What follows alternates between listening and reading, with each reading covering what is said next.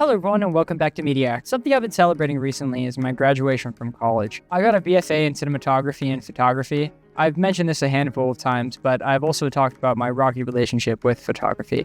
At the end of the day, I love photography and I believe that it's an amazing art form. Another form of art that usually isn't actually considered art is video games. Sure, video games are a great form of entertainment, but that in itself is art. I studied art in college and a lot of the time I can get pretty far into preachy, pretentious rants.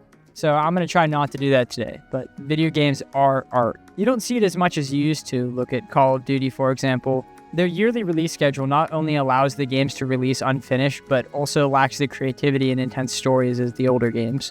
I would be gritting my teeth to call Call of Duty Modern Warfare 3, 2 art. However, a genre of games that have continuously impressed me and showcased how artful video games can be is indie games. Something we made is a small studio that is relatively new.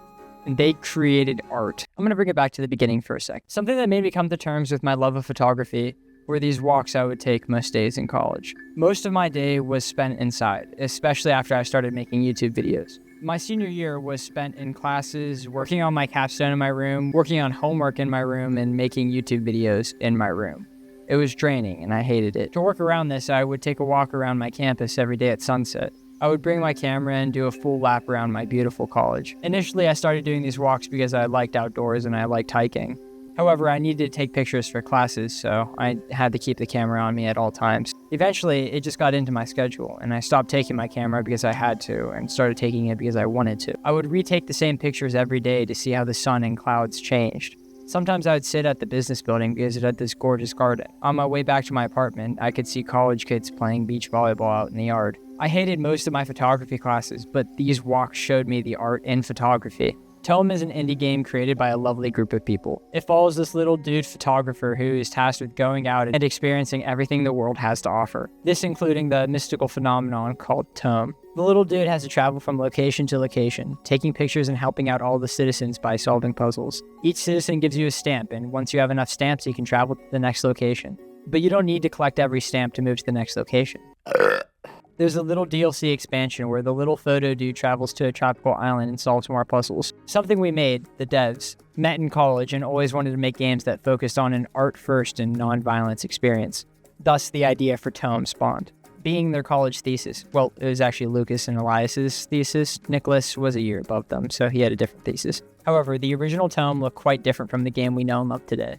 It originally started as a point-and-click adventure game. However, the team struggled with coming up with good puzzles for that style of game. Later, they thought rotating bridges was the right playstyle. Then they thought about drawing power lines, but that didn't fit either. After 4 different attempts at Toem, development was halted. They just didn't have a plan. And then it hit them. They wanted to focus on making a world to explore and made a much larger emphasis on playfulness. Eventually, they drifted from the idea of a puzzle game to the thought of making a pop-up book. From there, the team created some wonderful partnerships in the sound design, music, and marketing. And then Toem was released on September 17th, 2021. I don't watch trailers very much or directs or anything like that. I know about games because of yearly release schedules, word of mouth, and spending way too much time looking through the PlayStation Store deals section. I found Toem not from any of those 3, actually. I found it within my own games catalog. It was one of those free PSN games of the month a few months ago, and I'd never got around to playing it. Now, this video is actually supposed to be about Fallout 4. I asked in a poll what game y'all wanted to see next, and Fallout 4 won in a landslide. I just want to cushion what I'm going to say next by saying I'm sorry, and I really wanted to like the game. But God, Fallout 4 bored me so much. I kept only forcing myself to play it. And at the 10-hour mark, I decided that I needed a small indie game to take a break from Fallout. The plan was to always come back to it. And that changed the second I started Toem. The atmosphere, movement, and art, just literally everything about the game was just so gripping.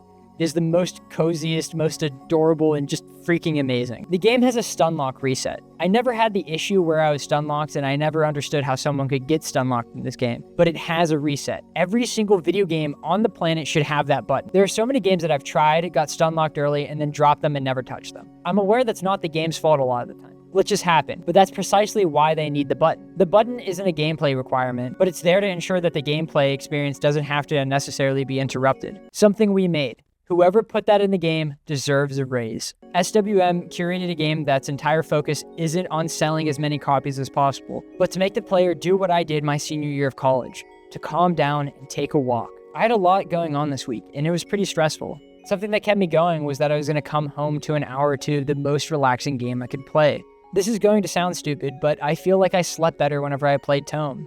I play video games every day around 10:30 to 12, and Toem made me feel happy and relaxed, thus easier to fall asleep. The next game I'm playing, it's not Fallout, I'm so sorry. I pinky promise I'll get to it eventually. But the game I'm playing, even though it's one of my favorite video games of all time, doesn't relax me nearly as much as Toem. Some of you might be thinking that it's weird that I talk so much but so little about the gameplay, and the game is not about the gameplay. It's about how the game makes you feel. And that's not pretentious, because that's the intention of the artist. The game is art first every step of the way. This isn't to discredit the gameplay. The gameplay is immaculate. It's super impressive how they managed to create a world that works visually in third and first person. In addition, all of the puzzles are super fun and not dumb to figure out. I will admit that I did look up a guide a handful of times, but I always felt like it was my fault, not the game. Like after each time I read how to do it, I slapped my head and got embarrassed. The only time the guide was a little necessary was with the Platinum Trophy.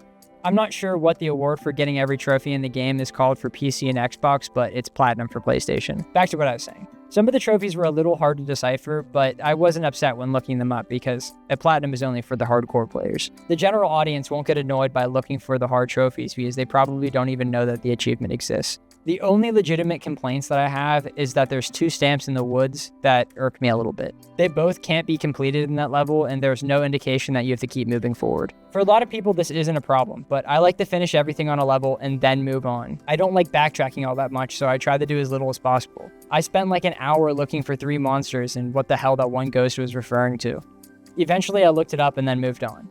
It's really not that big of a deal, but I personally would have put the overarching stamps in the last level. This way there wouldn't be any confusion in the early game, and it would allow people like me a sense of achievement when we already completed all the challenges, and allowing the general audience to feel like they have more to work for in the end game. In addition, I just want more. I want more levels and I never want to stop playing it. I 100%ed the base game and the DLC in about 7 hours. I was taking my time and having a blast, but I only got about a work week's worth of game nights. I'm not removing any points because of this, but please, SWM, make another Toem. I loved feeling nostalgic towards my senior year. Everything about this game spoke to me as an artist and a photographer. But it's so much more than that. I would recommend this game to anyone. The cozy atmosphere would make anyone happy and maybe get them into cameras and art. And to end it off, I will not be showing Toem in the video because it is an experience and I want more people to go play the game. So go play Toem, please. 8 out of 10, short but sweet. If you watched my Sackboy video, then you would know I am ranking every single game in order, so here's the list. And with the highly prestigious 8 that Toem has gotten, this will make Toem the best game ever made by Mediak rankings, and Sackboy is still at the bottom as the worst game ever made. Right now, I'm working on a few more game rankings. I want to pad out this list a bit, so I'm going to do some games that are fun and I can grind them out pretty easily. As a thanks for making it to the end of the video, here are some of the games I'm working on reviewing. Titanfall 2, BioShock, Death Gambit's Afterlife, Ratchet & Clank PS4, and ARMS. From there, I don't know, but it'll probably be a while until I make a video on all 5 of those. Alright, well, thank you guys for watching, see you later, bye.